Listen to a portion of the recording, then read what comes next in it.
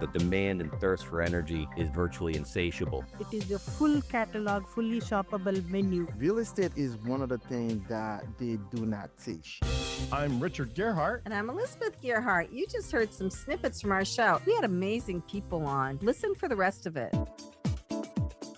Ramping up your business? The time is near.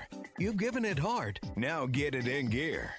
It's Passage to Profit with Richard and Elizabeth Gearhart. I'm Richard Gearhart, founder of Gearhart Law, a full-service intellectual property law firm specializing in patents, trademarks, and copyrights. And I'm Elizabeth Gearhart, not an attorney, but I do marketing for Gearhart Law, and I am the founder of Gear Media Studios, a full-service podcast studio. Welcome to Passage to Profit, the road to entrepreneurship, where we talk with celebrities and entrepreneurs about their stories and their business ventures. Amazing guest, Mike Silvestrini, trailblazing entrepreneur who turns solar startups into global powerhouses. He's the co-founder of Energia and a leading voice in the renewable energy innovation space. And he's also a board member of Big Life Foundation. And then we have two great entrepreneurs who are kind of redoing the, retail spaces online. Stan Lucien is the CEO and founder of Skybriz. It's a trailblazing real estate company. And his website is really cool. You have to go. His blogs are amazing. And then we have Pavitra Anakru, co-founder and CEO of DealMagic. And I looked at this website. It's really great. It's a shopping website, but it's different. It's really a nice website, so you definitely have to check it out. But before we get to our distinguished guests, it's time for your new business journey. 2 in 5 Americans are business owners or at least thinking of starting a business. So we like to ask our panel a question. And today, our question is, what strategies did you use to get your first client or customer? Let's start the ball rolling with Mike Silvestrini. Mike, welcome to the show. What did you do to get your first client or customer? For our first customer, I have to go back to 2007. We were 2 people, pretty scrappy, and the only skill that we had really developed at that time was how to put a proposal together. And we were shipping them in every direction we could. And we finally got a bite at a place that manufactures guns actually for a solar power plant. It's called Smith & Wesson up in Massachusetts. So we hopped in the car, and I had some volunteers, some people who were kind of believing in the idea of my first solar energy company.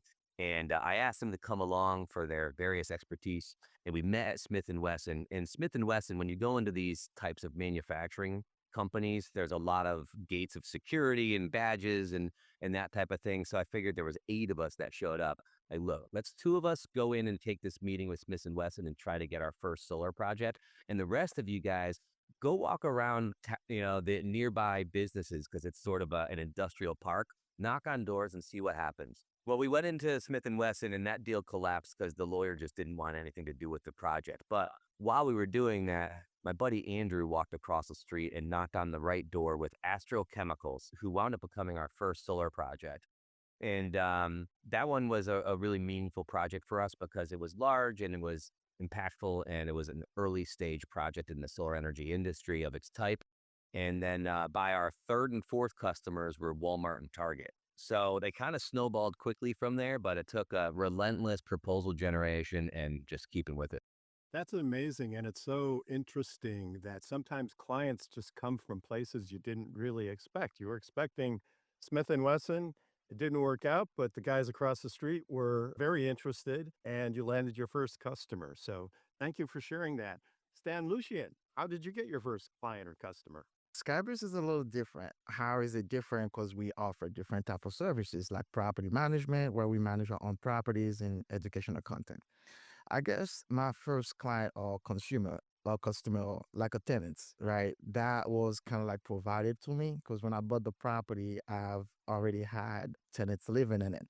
However, though, to get more tenants, I came up with the idea of smart home.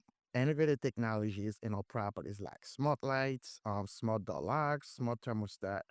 So that was kind of like something like an experiment for me, And then when trying it, it kind of like opened a broader market for us because we had tenants, we had people that's looking for properties that have smart technology in them.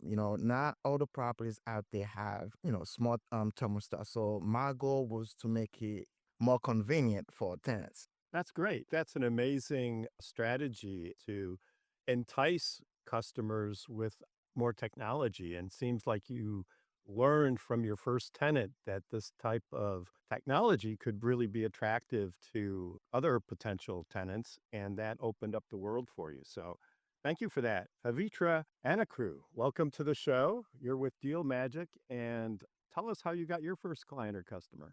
For DealMagic, as you know, we serve local pop and mom shops, anybody who is on your main street. We got started off by first going and frequenting our local merchants that we would normally go to, our local barbers and spa owners and restaurants where we would go and frequent and just kind of tested the water to see what their reaction would be to this kind of technology.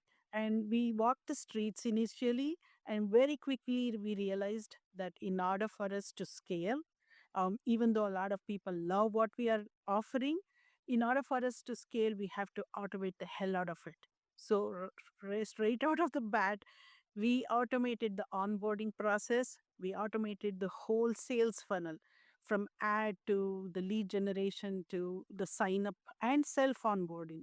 Everything is streamlined and automated, and that's helping us scale across the country in multiple categories. Perfect. Elizabeth? Yeah, so we're brick and mortar. We're a podcast studio, content creation studio. So we started out podcast studio, realized there's all sorts of content you can create, and it's not just for podcasts using the video studio.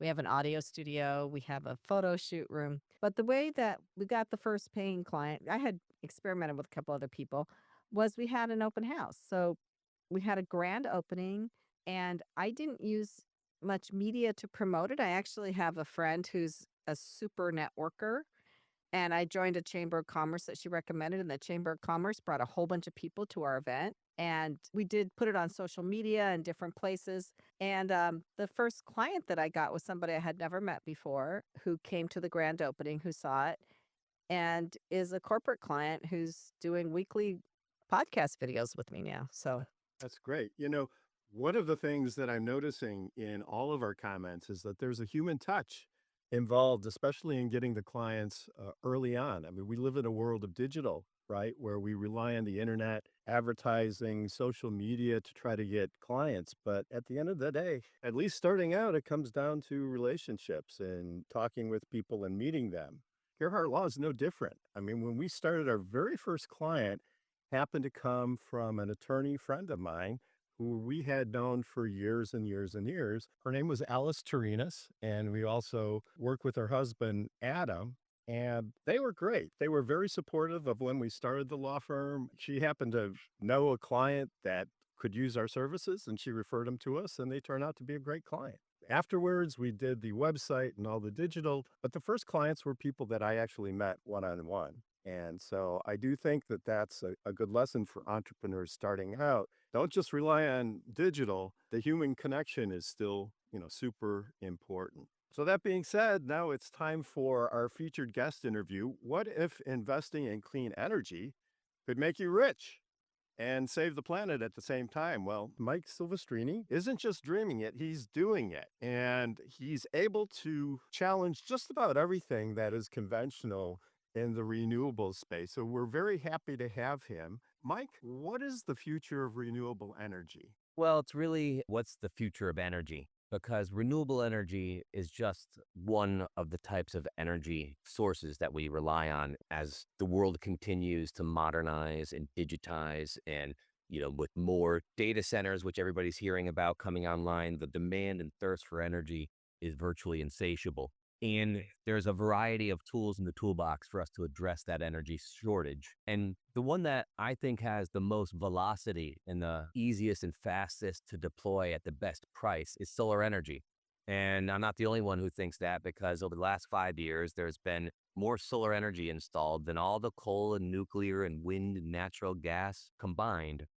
So really, solar energy is the premier technology for all new power generation worldwide already. So we expect that to continue. I'm just going to play a little devil's advocate here, because the narrative out there seems to be that renewables are great, but they're expensive and the technology isn't quite there yet. But what you're saying is completely different than what seems to be out there in the general news media. So Can you talk about that a little bit? Yeah, I think that, there's a lot of different versions of energy markets around the world. Even within the United States, each state is kind of its own landscape for the econometrics of energy based off of the resources that they have and their history of building power plants. Like I'm in Connecticut here, where there's a large nuclear power plant, a legacy plant from the past. They just signed a terrible deal to buy electricity from that plant at a very high price. But the reality is, when you take away all the government subsidies and energy sources are able to participate and compete toe to toe with one another, solar always wins. And that's happening across the world. So we're in a variety of different international markets from South Africa and Brazil and Colombia and others. And, we entered these markets without any tax credits or the types of government intervention that we have in the US energy markets. And we're able to be 30 to 40% lower than the natural gas based energy that we're competing against. So it's very easy to install new solar plants and convert energy systems into solar-based energy systems. As you said, AI and all these computing programs take a huge amount of energy. And batteries is one component of that. But for the solar energy, I would have liked to have solar energy on my house, but have it go to my own house. But instead, it goes to the grid and then comes back, right? Is that still the way it works? Like if you have solar panels on top of your house, you have to send your energy to the utility company and then they send you energy back? Well, first, when I'm discussing solar energy, we're really talking about energy infrastructure. This is the stuff that runs the modern world at large scale. But as far as residential solar goes, which is not my area of expertise, I treat it more like an appliance. It's something that you would like to have. It's something that you're going to use, and it does go directly to your meter. It doesn't go out to the grid and come back first. Okay. It'll go directly to your energy demand first. Only when there's a circumstance where your solar energy is producing more energy for an instant than your house is using at that same instant, will you export the additional energy back to the grid. And hopefully, depending on what state you're in, you may get a credit for that. We're really talking about modern energy infrastructure. These are large-scale solar assets that are designed to replace 30 or 40,000 houses worth of energy. And that's the type of scale that we're going to need if we're sincere about producing energy with renewables. If we're sincere about keeping up with the increased energy demand, we're going to have to move faster than residential solar. Where are you going to get the minerals from? I mean, silicon? Silicon is the most abundant element in the world. So that's the only mineral that solar panels use? Solar energy is just silicon. So silicon is an atom. And if you look at a silicon atom that has one electron in its outer shell, if you zap that with a photon, so a package of light energy, it knocks that outermost electron off of its outermost shell and it jumps to the nearest atom. And that creates a chain reaction. And then we have aluminum that basically provides a raceway for us to collect that electrical activity. It's called photosensitivity. And then we just keep stacking that. So the goal of a solar panel is to have a one atom thick layer. So the thickness of a solar cell is measured in microns. You want a one atom thick layer of silicon cells pointed approximately towards the sun so that you can harvest that photosensitive chain reaction. And all as it is compounding that. Put more cells together, more modules together, more arrays together until you have sizable energy production. We're with Mike Silvestrini from Energia. Mike, can you tell us what Energia does? Basically, we know we need to deploy substantially more renewable energy at a faster rate than we're currently doing. And the reason why is because even though we put $500 billion worth of new solar in the ground last year as a globe, that's pretty much set off the increase in demand for energy. So we didn't really make any headway against decarbonizing our existing energy infrastructure. So we need to accelerate the rate at which we deploy solar energy. And we need to look at what are the available sources of capital for that acceleration to occur. And you can go around the governments of the world and the large financial institutions, and they all have their pledges, and there's mega private equity funds, and you can add all that up. And that looks like we can maintain sort of this $500 billion run rate. But where's the additional capital going to come from? And where we think it makes the most sense is the American individual investor. And what really was lacking in the marketplace was the plumbing necessary for individual investors to find access to premium renewable energy investment opportunities. So we took advantage of a number of different tools that are pretty modern and now available things like Regulation A in the regulatory space that allows us to convert solar projects into securities. We have a great digital platform. We have projects around the world that rely on Starlink so that we can see and access those plants in real time. So there's a sort of a bundle of new technologies that we package together in order to take these great investment opportunities in the solar energy world and convert them into something that's easy for individual investors to buy and include in their personal investing portfolio. How could people access this investment platform? Where do they go? Energia.com is the way that we sell our securities. We had to make a decision as to whether or not we were going to list our funds on a stock exchange or if we were going to keep them private. But for a number of reasons, which I'm happy to go into, this asset class, which is considered an alternative asset class and energy infrastructure, really belongs in the private markets where we can control the share price. The reason why is that you put that onto a listed exchange, people start wheeling and dealing amongst themselves. You might be willing to sell your stock at a lower price and somebody else may be able to buy a stock at a lower price, but the price should really be attached to the net asset value of the underlying solar projects. Everybody should pay the same price because the value is the same in order to get the desired return on investment. So we decided to keep control over the share price, not allow market manipulation, and instead allow people to trade amongst themselves at a price that represents the NAV of the portfolio. And that's why we use Energia.com as our exchange method to sell our securities. So if I have an IRA and I want to take some of the funds from my IRA and buy Energia stock, I guess it's stock, then do I just tell my financial advisor, go buy Energia? Yeah, you can do it yourself in 3 or 4 clicks on the Energia website. We have one of the best underlying architectures for investing retirement plans directly with Energia. We have our own Energia IRA, but if you go to the website, it should make it super simple for you to be able to move some of that capital and position it into real assets. So you remember, when you invest in Energia, you're buying a pro rata portion of an underlying basket of solar projects. There's no employees. It's not a company. It doesn't have operating expenses as a traditional company does. You're just directly connected to these solar energy projects. And each month, as the sun rises and it spins that meter and we invoice those customers and collect that revenue, we pay the operating expenses for the projects and then ship up the rest to our clients who get their pro rata distribution of that cash flow. About 85% of our clients choose to get those monthly dividends and reinvest it and buy more participation into more solar energy projects, creating a compounded yield effect.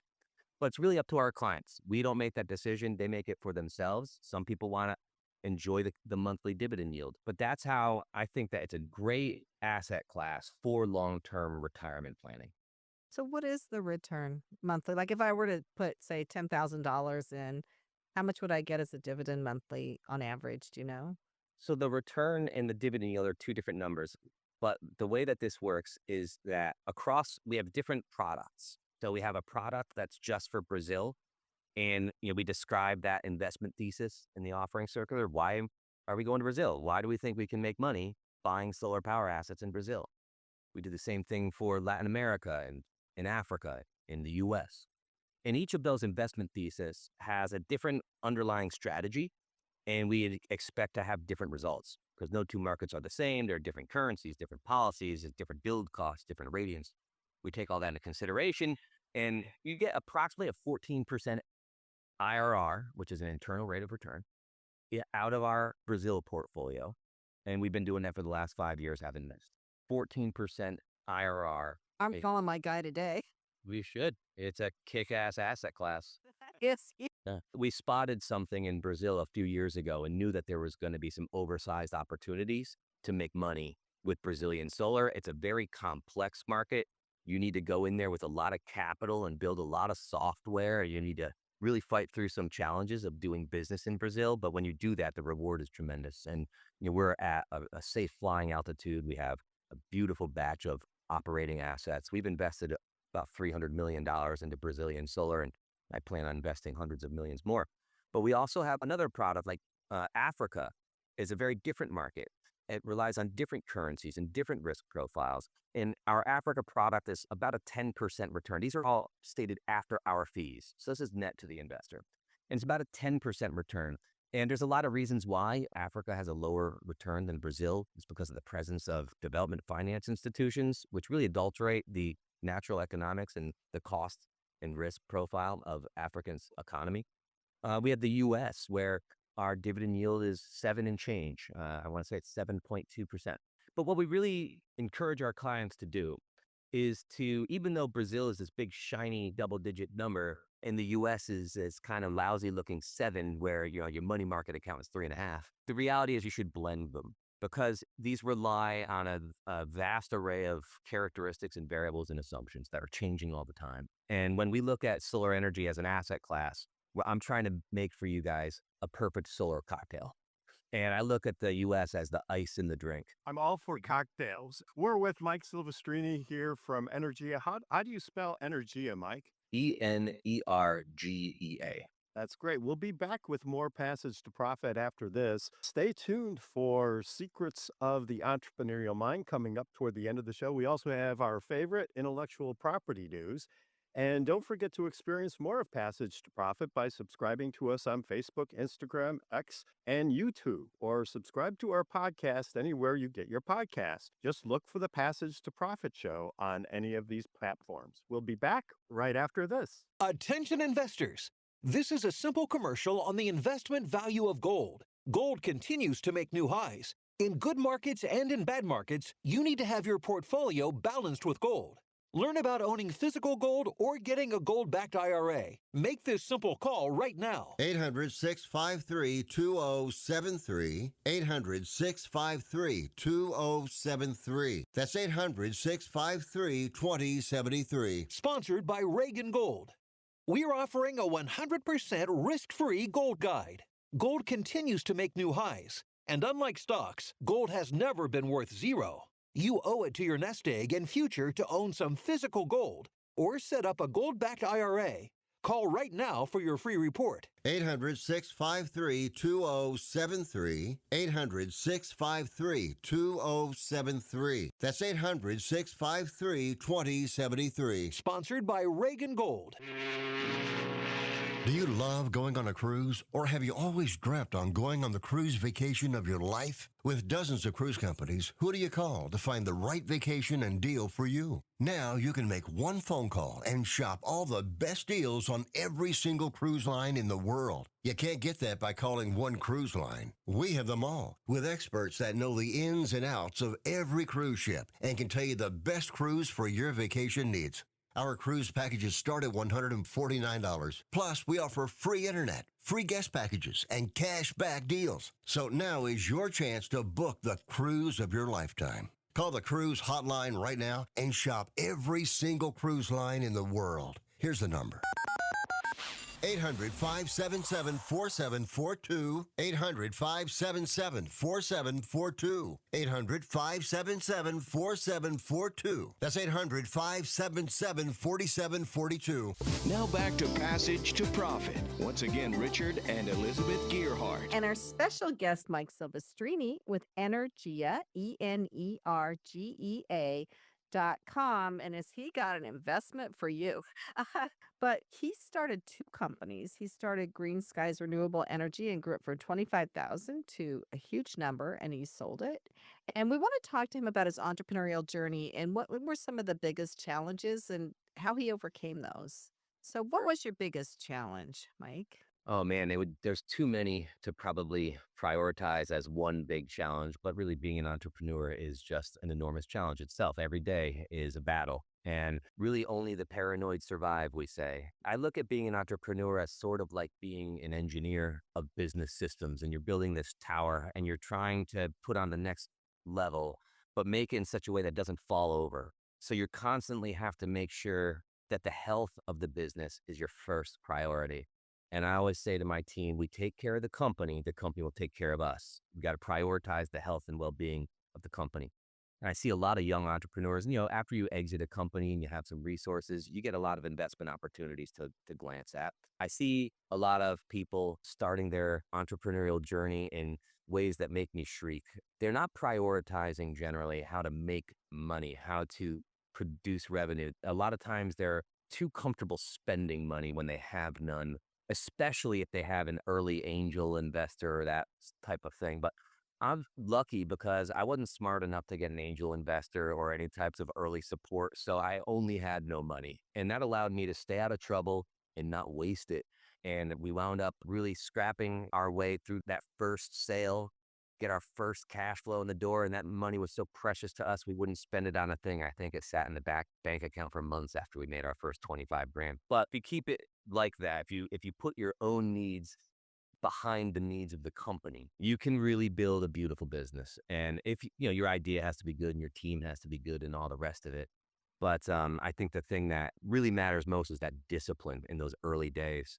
Keep it alive and keep going. Because if just sticking around will allow your business to grow, keep the doors open and good things happen. But that requires discipline. So after I sold Green Skies, in one moment, I went from having lawyers and engineers and accountants and horsepower, hundreds of employees and solar assets across the America. And in one stroke of the pen, I had nothing. I had cash for the first time in my life, but I didn't have any horsepower anymore.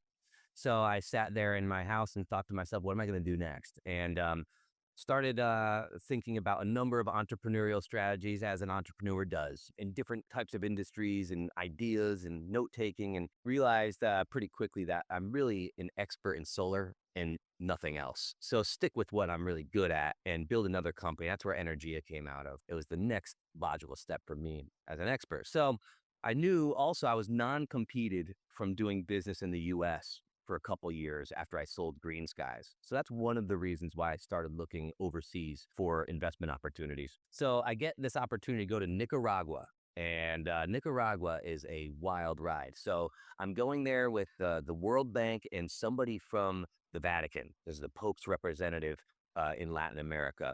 And the goal is to build a gigantic solar energy project to power the people of Nicaragua. But when I got there, things were quite different. It was wild. It's basically like a police state. So there's cameras everywhere and the government's always watching, and they don't like any dissent in their country. And then I get ushered in a black car service to Laureano Ortega's mansion, where we have this beautiful conversation about all the change that's going to happen. And, I was there to represent the capital to make this project possible, whether leveraging my relationships in private equity or doing things like Energia. That's kind of what I'm known for, is capitalizing solar energy infrastructure. So I get to go from there to the utility company and another dog and pony show. Whatever you need, Mike, you tell me what we need. We're going to make it possible for you. And it didn't get weird until that night when we went out to dinner and we're sitting around with this cast of characters, and then in comes the muscle, and basically the restaurant was full and it just emptied. So now it's just us. And then there's a couple machine guns sitting on various tables around us. He summons over one of the waiters and asks him to demonstrate how much this waiter appreciates the party in power by showing his party card, which he shaking hand, pulls out of his wallet and shows me how much of a fan he is of the leading party. And they were kind of like putting on this tough guy show. And you realize that this is a group of high school buddies that run a country. And, here's their cousin is sitting in the United Nations, and their other cousin is an ambassador to a foreign nation. And, but it's just this group of individuals, and they owned this nation ruthlessly at that. So needless to say, we didn't park any money in Nicaragua, but that type of story is not unusual when you're chasing down international solar opportunities. Wow. I don't think I've ever heard a story like that. And I have never seen a machine gun. Yeah, watch out for Nicaragua, man. So one more time for our audience, where can people find Energia? Energia is simply energia.com, energea.com. And what I love for people to do is to just come to the website, take a look at some of the videos. So we'll try to present the information a number of different ways. One way is to watch a video and see the visuals of these assets, where they are, get a sense for place. Read the offering circular. That's where we give great detail to our investment thesis for those brave enough to get through a 90-page document that establishes exactly what we're here to do, exactly how we're doing on that mission, the economics, the audited financial statements, and the other things that investors should keep an eye on before getting involved. And then lastly, we left the barrier to entry as low as we could. It's just $100 is the minimum to participate and buy some stock in Energia. Because as we've seen, People come in at a level that is comfortable for them to experiment with. Some people experiment with 20 grand. Some people experiment with $100. Depends on who you are. But what they inevitably do is fall in love with the product, see the transparency of the reporting, see the value in the monthly dividends, and then get more and more engrossed with Energy and become our real clients. That sounds great. So sign up today. Go to the Energia website. I certainly will. I'm definitely interested in learning more. Thanks so much, Mike, for being with us on Passage to Profit. Now it's time for intellectual property news. This is a doozy. I'm going to let you explain it. It's trademark I'm not- confusion at its finest. It's two behemoths. It's Columbia versus Columbia, not the country, but Columbia, the university versus Columbia, the outerwear company. Columbia, the outerwear company, filed a lawsuit against Columbia, the university, because Columbia University did not live up to the terms of a contract. Their contract required that Columbia University put logo or other identifying information on any merchandise that it sold with the Columbia name on it, right? So, Sportswear merchandise, right? what's Or that? was it any merchandise or sportswear? Any apparel. Any apparel. Okay. Right. And so, of course, Columbia Sportswear has been in the apparel business for a long, long time, since 1938. And Columbia University, of course, has been around even longer, even since 1754. Right. Wow. But I guess they weren't selling T-shirts back in 1754, and that's where they lost out. So they got on the bandwagon with other universities and started selling sportswear a little too late, and it looks like Columbia outsold them. So it sounds like Columbia Sportswear makes its own line and Columbia University makes its own line. And Columbia Sportswear didn't want maybe they weren't up to the same standards, some shoddily made product that Columbia University had made, confused with the good stuff that they make. Although imagine Columbia University stuff is good too. But I mean, this is such a weird controversy. It's a very strange, but they had a contract, right? They had a license. And Columbia University is allegedly not following it. What was so interesting, we were talking about this. Elizabeth is from the Pacific Northwest, and she had barely heard of Columbia University until she came out here, but she was very aware of Columbia Sportswear. And I grew up in the Midwest around Chicago, and I, of course, knew of Columbia University, but never really heard of Columbia Sportswear. So it's kind of funny how different parts of the country have, different levels of familiarity with these brands. But in any case, we'd like to turn this over to our panel, find out, what do you think about this? Who do you empathize with most? Columbia Sportswear, a contract holder, or Columbia University? So let's go to Pavitra Anakru. Welcome to the show again. Give us your thoughts on this controversy. Well, I side with Columbia, the apparel maker. I empathize with them because they are the real brand, and Columbia University is a university, and they should make it clear that it's a university logo, university brand. If they are using the Columbia apparels, they shouldn't be confusing people. I agree. I think that's a pretty 100%. sensible approach. Thank you very much. Very logical. Stan Lucien, what are your thoughts? I think I would side with the university, but I also agree that they should have be more transparent. That when whatever products, or even if it's sportwear, whatever the case may be, they need to be more transparent. That this is for the university and all of that, to avoid exactly what's going on right now. Yeah, even as an intellectual property lawyer, I know that the university should be following the contract, but there's still part of me that says, you've been there a long time, right? And you have a certain amount of fame, and lots of times fame can influence the scope of your intellectual property protection. But they signed an agreement with Columbia University. Mike, what do you think? Well, it just seems like Columbia University can't do anything right lately, but Right now. I would say that in this particular case, Columbia has been using the mark, if you will, of Columbia for hundreds of years before this apparel company came around. And I don't know the details of what agreement was signed. The contract should obviously govern. But if it was just, if there were no contract, then certainly the university should have every right to print T-shirts with its brand on it. It sounds like the apparel maker is being a bit predatorial and using intellectual property as an opportunity to ratchet some cash out of the university. Yeah, that probably makes sense. In the grand scheme of things, how much difference does it make, right? But Right. anyway, thanks for your comments. And to our audience or our panel, if you have an idea or invention that you want to protect, contact us at Gearhart Law. We work with entrepreneurs worldwide to help them through the entire process of obtaining patents, trademarks, and copyrights. Also, you can visit learnmoreaboutpatents.com or learnmoreabouttrademarks.com for a free consultation. You can just download your free Entrepreneur's Quick Guides to Patents or Trademarks and schedule a time with a Gearhart Law attorney. We have to take a commercial break, but we'll be back with more Passage to Profit. Stay tuned.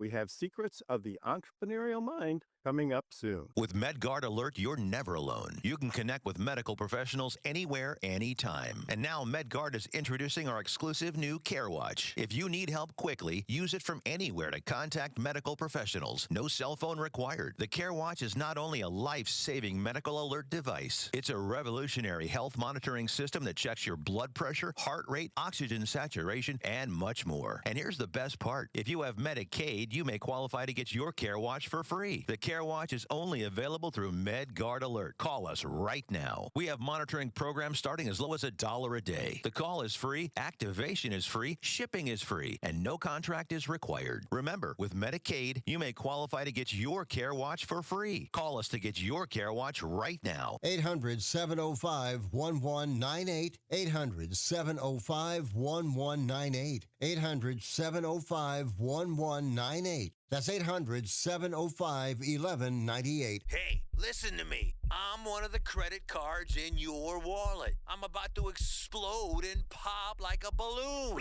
You're using me and my brothers way too much. Your credit cards aren't the only ones annoyed. It's your paycheck that doesn't have enough to pay everything. Save your credit cards, your paycheck, and yourself a lot of PAIN, pain. Call the debt helpline now, not tomorrow, right now. Our experts will show you how you can cut your interest rates and your payments on your credit cards in half. Credit card companies have special assistance programs designed to help you.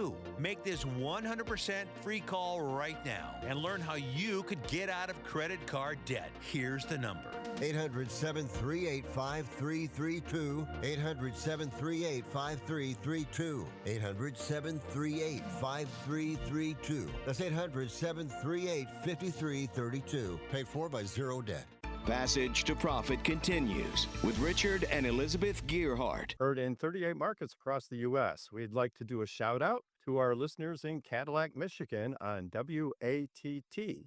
Also, our podcast is in the top global 3% of podcasts, and we've also been recently selected by FeedSpot Podcasters Database as a top 10 entrepreneur interview podcast. So subscribe to the Passage to Profit show on Facebook, Instagram, YouTube, and on the iHeart app. And now it is time for Elizabeth Spotlight. So tell us what's going on. I've been taking my entrepreneurial journey along different routes, and the Gear Media Studios is my latest innovation, I guess. And we do have a meetup group associated with it called Podcast and YouTube Creators Community. Podcasting is very reliant on artificial intelligence. So most of our meetups now for the community are advances in artificial intelligence and how you use it for your podcasting, and specifically for making your videos better and analyzing the data, all that stuff. So we're taking Passage to Profit and using artificial intelligence to really try to analyze the show and dive in and make it better, get more listeners. So that's kind of what I've been focused on lately is how can we improve things and what can ChatGPT and Perplexity and especially Google Gemini tell us about our processes and what we're doing, not only in the studio, but also at Gearhart Law. And I like Google Gemini because it goes straight to the horse's mouth. It's not the answers you get from AI. I mean, people are like, AI is going to replace us. What we need the humans for is to know what questions to ask because AI is not curious.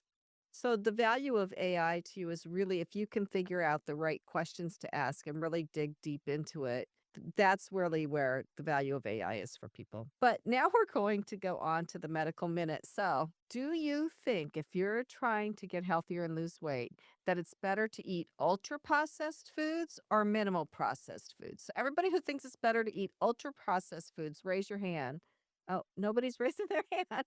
They did a study where they have people eat ultra processed foods and then stop and then eat minimally processed foods. So no, what they're saying is minimally processed foods have undergone very little alteration from their natural state, such as fruits, vegetables, whole grains, meat, fish, and dairy products, the whole, everything we always hear about. But the other ones typically contain ingredients not commonly used in home cooking, like artificial flavors, preservatives, and emulsifiers. So it's really still hard to tell. They said in the study let people eat as much as they wanted, but they found that the minimally processed foods filled them up better. It's something that we all knew, but we just don't really know what they mean by ultra processed and minimally processed. Okay. So let's move on. I am so excited about our next presenter. Pavitra Anakru is the co-founder and CEO of DealMagic, and you spell that DealMagik.com. And it's a really fast-growing platform where you can shop, which is one of my favorite things to do.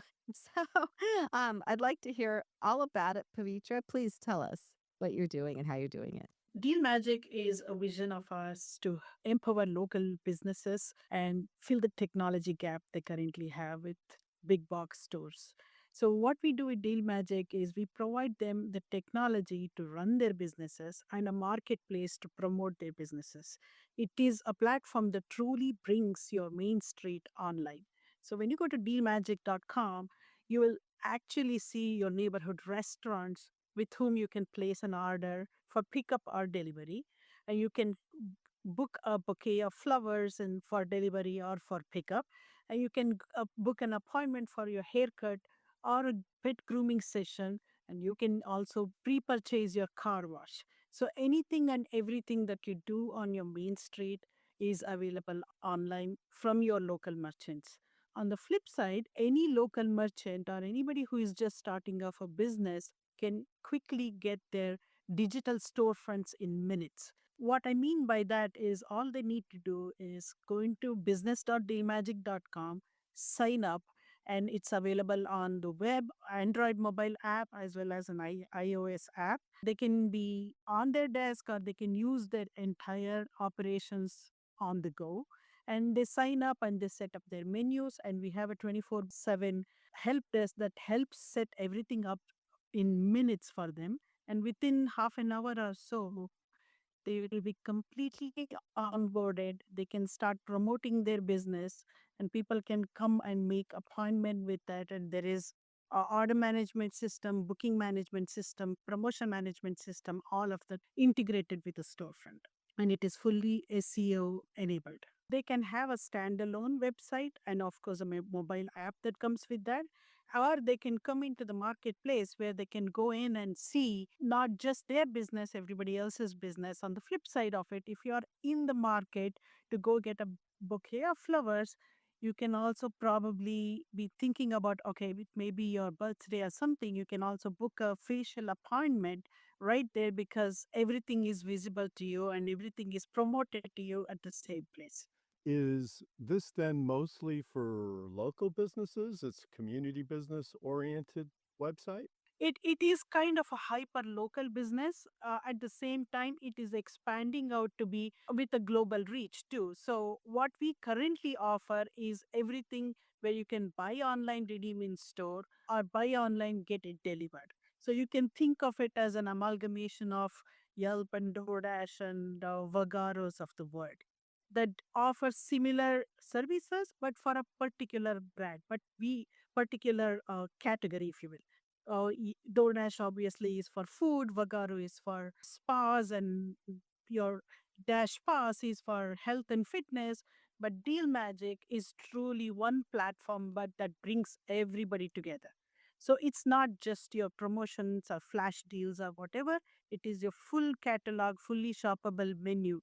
So businesses use that to offer a deal and upsell their entire menu. So it's full service shopping app.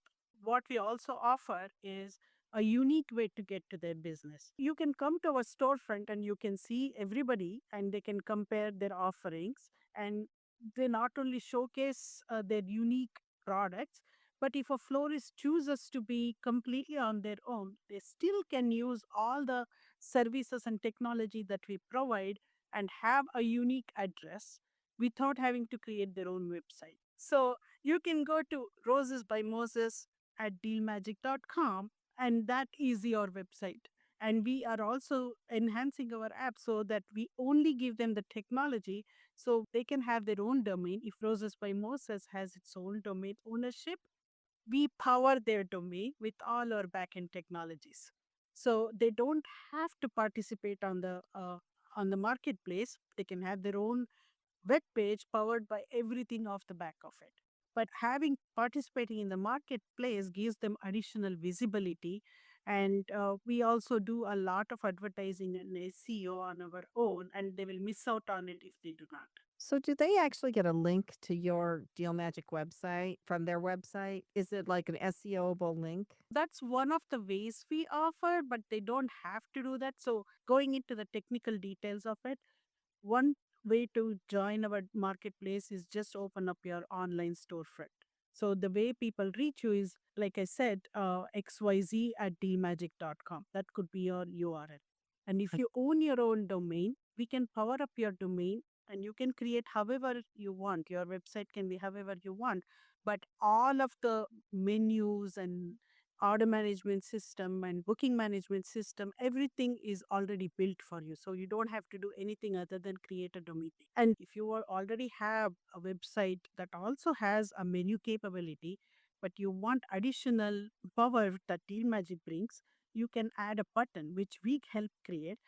Click here to shop on DealMagic. So- click here to place your orders online. So I do want to bring up one of the things that we talked about before the show that I think is great. If you're starting something and you don't want to have to pay thousands of dollars for a website, you could just use DealMagic, at least starting out, right? And maybe you'll never need a website if you just use DealMagic. Absolutely. And the best part is it costs nothing to be on DealMagic. So the only time you pay us is when something gets sold on our platform. And we only charge a commission of 15%, which already includes the credit card processing fee. And you only pay us when somebody buys something from you.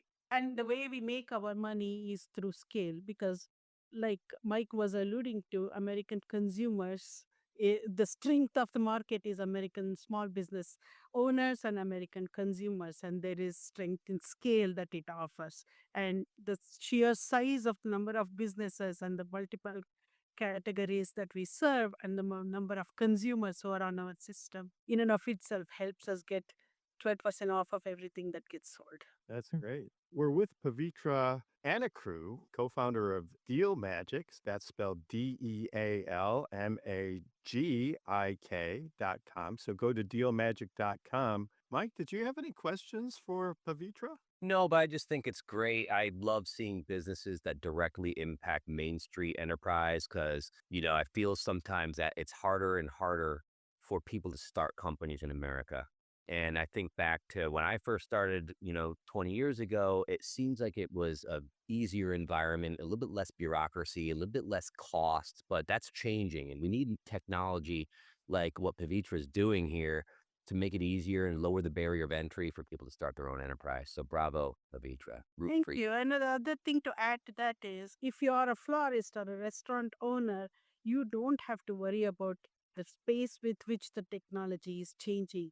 And you don't have to worry about adapting to that change. Being on a platform like DealMagic, we are constantly evolving and constantly powering up our tech stack. So being AI powered is just click of another button for you, adding another feature. So you are right up there with big box stores. We recently had a national level florist contest, and it's one of the hustles that we did, but that really, really went viral. Florists from all over the country put their designs out there. The winners were offered a contract wherein we are creating this DealMagic signature catalog, and this is going to help us greatly with SEO as well as enable florists who are starting off to get access to design, the recipes, and everything that they need to power up their florist shop. So it was very well received, and it gave us an opportunity to sign up lots and thousands of customers in one shot. In the span of 1 month, we were able to get hundreds of businesses to sign up all across the nation and lots of consumers to join and sign up as well. So I just wanted to highlight that. And if anybody is out there listening, how to go viral, how to scale your business, this is one of the great ways when you come up with an idea to bring in all sides together and have people have an opinion or say in the process. That really does go viral. People always like to be heard and given a platform to express their opinions. I'd also like to mention too, Pavitra and DealMagic are Gearhart Law clients, right? So you've been with us now for how long? Oh, it's over 10 plus years. There's just want to take a step back and say that my this is my second company. My first company is in Wall Street and providing technology for capital markets, institutional broker dealers. That's when I started off with you guys, and you guys helped us navigate all the contracts with various banks that we were making. I was actually thrust into being an entrepreneur. I'm a geeky, nerdy technology person, but things happen, and then I just became an entrepreneur overnight. And having a law firm help me navigate the process was very, very helpful. And even when I was writing contracts with the Cantors and Raymond Jameses of the world, having David Postowski from your firm represent us helped us great deal because David happened to work for BGC too. So he knew the other side. That's right.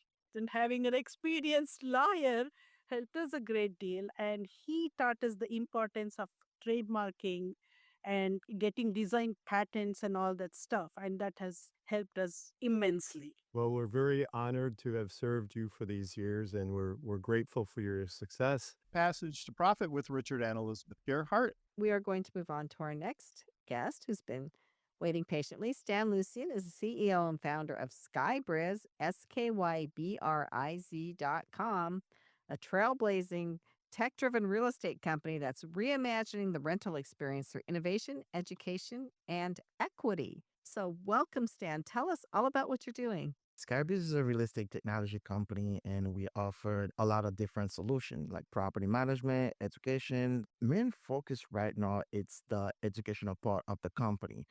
Why is that? We trying to let's just educate the next generation. So this is where we come in with animated content like Skycast or animated educational videos. Why is that? Is because that we realize that real estate is one of the things that they do not teach in middle school, high school, or even college from what I can recall, and it is one of the most big decisions that you will ever make in your life. The moment you get out, whether you're trying to rent, whether you're trying to buy a property, no matter where you're going, you're still gonna need a roof over your head. And what we notice is that, especially for students right out of college, they don't know where to go.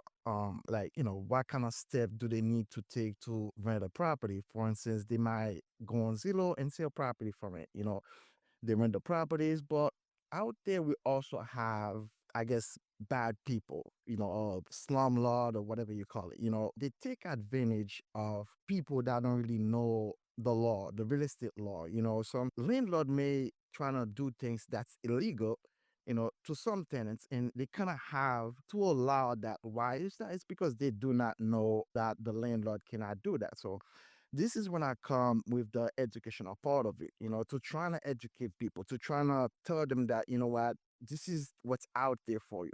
Again, it's not like those information are not available out there, but they just kind of like written in such a complex language that you need a real estate agent or an attorney to break that information down to you, even though it's public available information. So that's why, again, we use, animated content to try to better educate the people.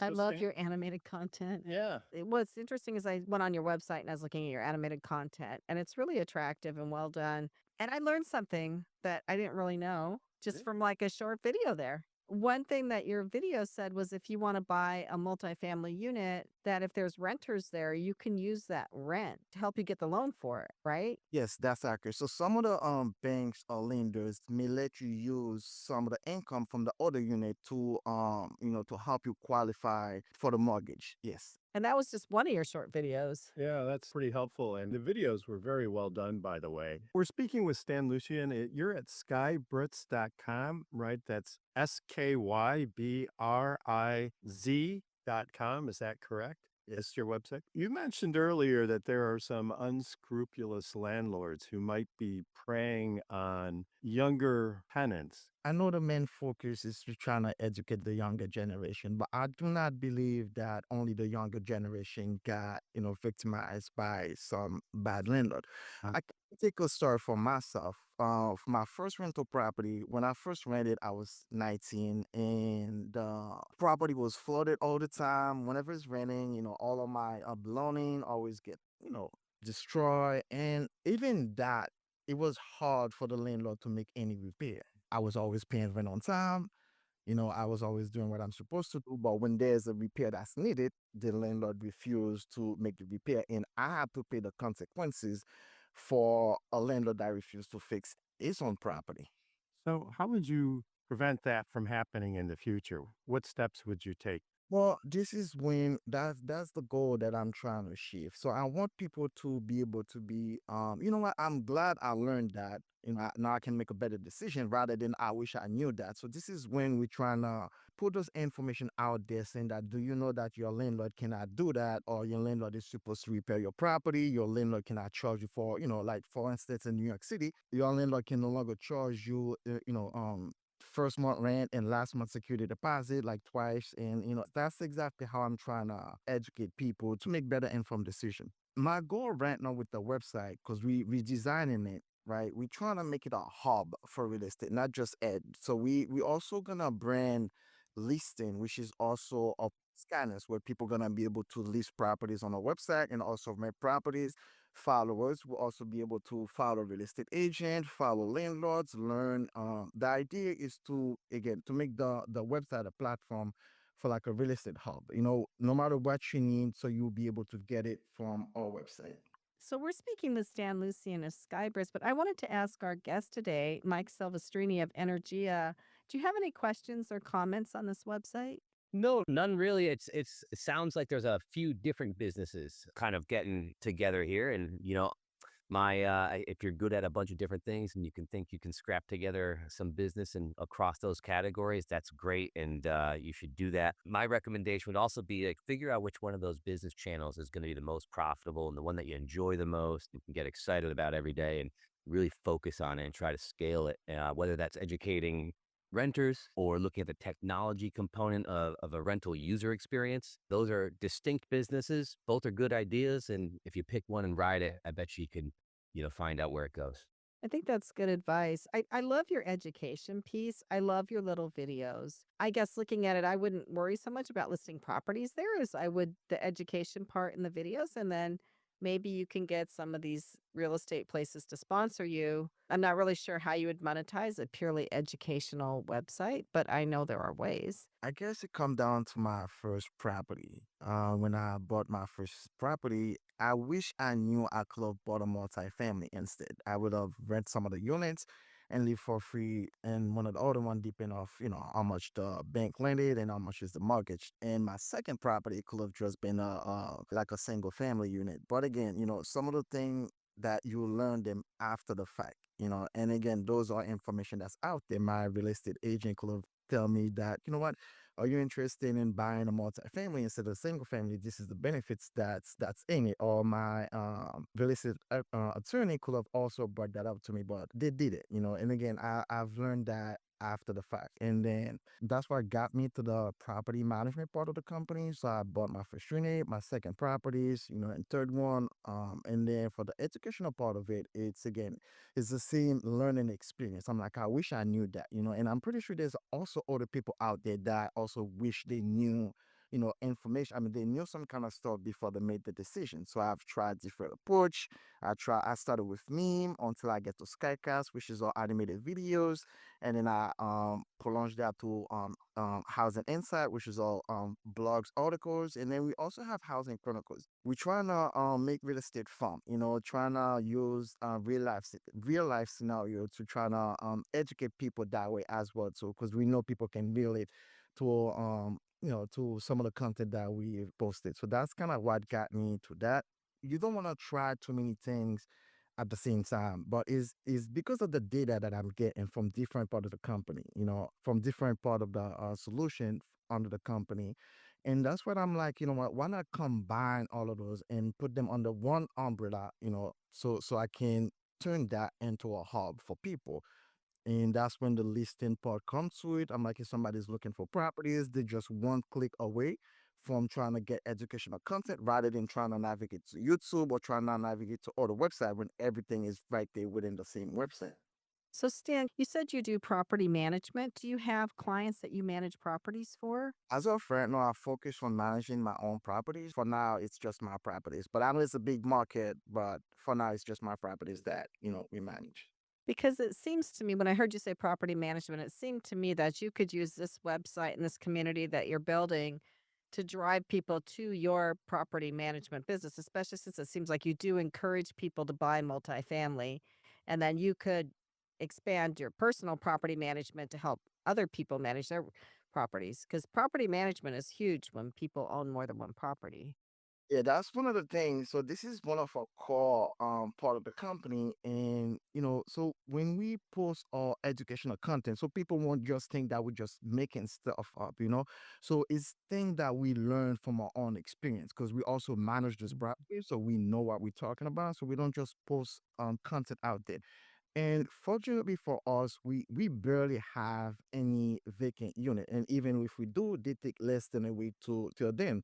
And I believe the reason why is because of the technology part that we added into our properties. I've heard different landlords and other people always be like, why do they invest so much in your properties? They're just rental properties. People don't care about that. They just need a roof over their head. But we don't see it like that. Because some renters, they want to be different. They want to stand out. They want to stay in a property that look nice. Again, that have technology, sir. I mean, that have technologies and all of those things to stand out. I think what you're doing is great. So, what kind of people do you want to have get in touch with you? Do you want people that are looking to buy property that need education? Well, for right now, our main focus is kind of for property owners, landlord or realtor. So we're gonna need people to come and list the property on our platform. So that will be our primary focus, and then people that also need to learn about the real estate market. But our primary focus right now is to trying to get property owners, realtors, show them that we have traffic, high traffic on our website. So if they list the property, the chance to also get somebody from our website to contact them, it's highly likely. Okay, so if you're a real estate person or you're a property owner, go to Skybriz, SKYBRIZ.com, and help Stan build his site out. Thank you, Stan. Back with more Passage to Profit. Secrets of the Entrepreneurial Mind is coming up next. I am a non-attorney spokesperson representing a team of lawyers who help people that have been injured or wronged. If you've been involved in a serious car, truck, or motorcycle accident or injured at work, you have rights, and you may be entitled to money for your suffering. Don't accept an offer you get from an insurance company until you talk to a lawyer. And we represent some of the best personal injury lawyers you can find. Tough lawyers that will fight to win your case. And they're so good they stake their reputation on it by only getting paid if you win. So if you've been in a serious car, truck, or motorcycle accident or hurt on the job, find out today for free what kind of compensation you may be entitled to. Call the legal helpline right now. 800-492-7014. 800-492-7014. 800-492-7014. That's 800-492-7014. It's Passage to Profit. Alicia Morrissey is our programming director at Passage to Profit, and she's also a fantastic jazz vocalist. You can scroll to the bottom of the PassageToProfitShow.com website and check out her album. And now it is time for Secrets of the Entrepreneurial Mind.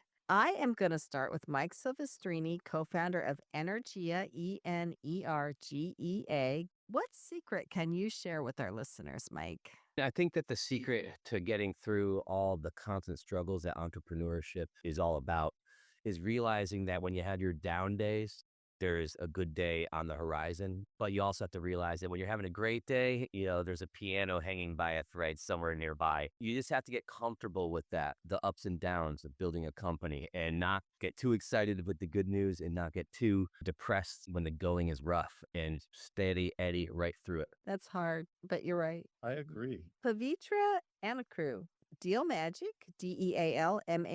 DealMagik.com. What is a secret you can share? All I would say is perseverance, and you really have to keep at it. It's so easy to come across a time where you feel like, oh, why the hell am I doing it? I better give up and go get a job that pays me well, monthly salary, a bonus. But you have to keep at it and you will reap the reward. The reward is not just at the end of the day, there is no, cornucopia of plenty and no uh, pot of gold at the end of the rainbow.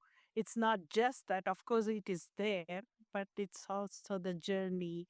And the reward for me personally has been personal freedom and intellectual freedom that I got by starting my own company, being a mother and being a very creative person technologically. Going through this journey itself has been a great reward. And I would say, keep at it.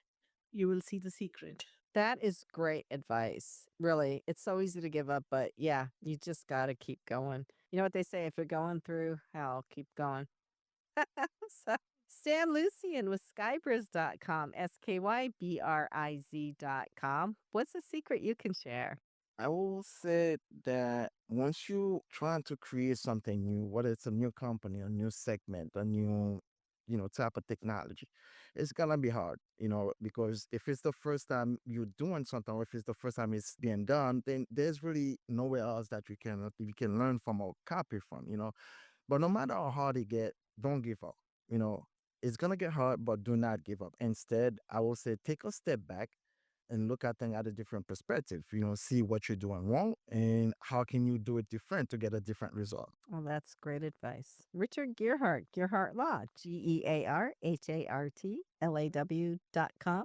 I would say that a good way that I manage my entrepreneurial emotions is through planning. I plan for the good times, I plan for the bad times. I don't constrict myself with the plan, but I use it as a guide. If I see another opportunity, then I'll go for it, even if it's not on the plan. But if things aren't going so well, I usually feel better if I know that there's a backup way to keep things going or keep things moving forward, even if this particular project doesn't work out. So for me, having a plan and working the plan is always been really helpful. My secret is I think that everybody should go to ChatGPT or Perplexity or especially Google Gemini and ask it, what can you tell me about? And then put your own name in there and maybe the city or state where you live and see what there is about you in those search engines and what there is about your business. So maybe what can you tell me about Energia and see what comes up, because right now you can really control that narrative by going on podcasts like this one, starting your own podcast, whatever information you put online. So these things are looking at everything you have online. So really, I would be in the media, put blogs out, make sure you're putting a lot online that says what you want to say about yourself and your company. That's really great advice. We work with our social media consultant, Carolina Tabares, and we were looking at our website traffic sources. And the AI search engines are becoming a larger and larger part of the referrals. People go from the chat GPT to our website now as we go forward. So having that good presence in the artificial intelligence realm, Perplexity, ChatGPT is really important. And it also gives you the references where it found the information from. So most of mine comes from LinkedIn. Most of Richard's comes from the Gearhart Law website, but they use a few other sources too. So now you know where to post or where to put the information that you want to be known for. So Excellent point. Thank you for sharing that. Well, that's it for us. Passage to Profit is a nationally syndicated radio show appearing in 38 markets across the United States. In addition, Passage to Profit has also been recently selected by FeedSpot Podcasters Database as a top 10 entrepreneur interview podcast. Thank you to the P2P team, our producer Noah Fleischman, and our program coordinator Alicia Morrissey, our studio assistant Risikat Busari, and our social media powerhouse Carolina Tabares. Look for our podcast tomorrow anywhere you get your podcasts. Our podcast is ranked in the top 3% globally. You can also find us on Facebook, Instagram, X, and on our YouTube channel. And remember, while the information on this program is believed to be correct, never take a legal step without checking with your legal professional first. Gearhart Law is here for your patent, trademark, and copyright needs. You can find us at gearhartlaw.com and contact us for a free consultation. Take care, everybody. Thanks for listening, and we'll be back next week.